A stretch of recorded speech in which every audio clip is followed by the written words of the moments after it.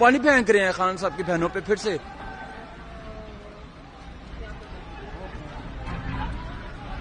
ये पुलिस वाले आ गए, ये सब नहीं है, पानी फेंक रहे हैं सामने। वीडियो बनाओ तो वीडियो बनाओ। नजदीक आ जाओ ना, नजदीक आ जाओ।